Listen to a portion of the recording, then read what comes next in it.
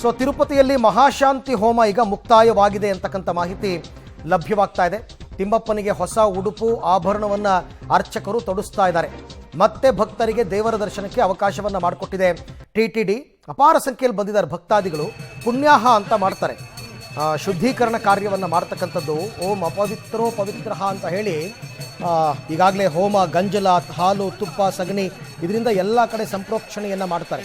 ಅಪವಿತ್ರವಾಗಿರುವ ದೇಗುಲ, ದೇಹ ಮತ್ತು ಮನಸ್ಸು ಎಲ್ಲವೂ ಕೂಡ ಶುದ್ಧೀಕರಣವಾಗಬೇಕು ಅನ್ನುವಂತಹ ಲೆಕ್ಕಾಚಾರದಲ್ಲಿ ವೇದಾಗಮದಲ್ಲಿ ತಿಳಿಸಿರ್ತಕ್ಕಂಥ ಕಾರ್ಯದ ಮುಖಾಂತರ ಈಗ ಶುದ್ಧೀಕರಣ ಕಾರ್ಯ ಮುಕ್ತಾಯ ಆಗಿದೆ. ಈ ಬಗ್ಗೆ ಮತ್ತಷ್ಟು ಮಾಹಿತಿ ನನ್ನ ಕೊಲೀಗ್ ರವಿ ಅವರಿಂದ ಮತ್ತಷ್ಟು ಮಾಹಿತಿಯನ್ನು ಪಡಿತಾ ಹೋಗ್ತೀನಿ. ರವಿ, ಈಗ ಸದ್ಯಕ್ಕೆ ಇವರು ಏನೇನು ಶುದ್ಧೀಕರಣ ಕಾರ್ಯವನ್ನು ಹಮ್ಮಿಕೊಂಡಿದ್ರು ಎಲ್ಲವೂ ಮುಕ್ತಾಯ ಆಗಿದೆಯಾ ಅಥವಾ ಇನ್ನೂ ಮುಂದುವರಿಯುತ್ತಾ? ಇವತ್ತಿಗೆ ಎಲ್ಲವೂ ಕೂಡ ಕಂಪ್ಲೀಟ್ ಆಗುತ್ತಾ, ಹೇಗೆ? ಅದ್ರ ಬಗ್ಗೆ ಏನಾದರೂ ಒಂದಷ್ಟು ಮಾಹಿತಿ ಸಿಕ್ಕಿದೆಯಾ? ಖಂಡಿತ ಅರವಿಂದ್, ನಿನ್ನೆಯಷ್ಟೇ ಸರ್ಕಾರ ಒಂದು ನಿರ್ದೇಶನವನ್ನು ಕೊಡುತ್ತೆ.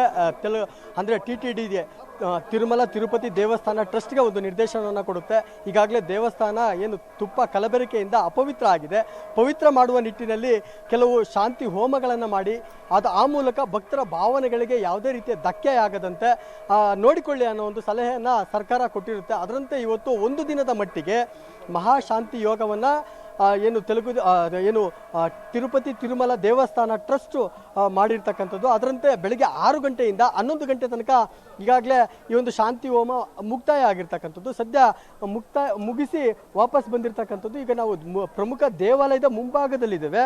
ಈಗಾಗಲೇ ಇಲ್ಲಿನ ಪ್ರಮುಖ ಅರ್ಚಕರೆಲ್ಲರೂ ಸೇರಿ, ಅರ್ಚಕರು, TTD ದೇವಾಲಯದ, ತಿರುಪತಿ ತಿರುಮಲ ದೇವಾಲಯದ ಅರ್ಚಕರೆಲ್ಲರೂ ಸೇರಿ ಈಗ ಹೋಮವನ್ನು ಮುಕ್ತಾಯಗೊಳಿಸಿ ಹೊರಬಂದಿರತಕ್ಕಂಥದ್ದು.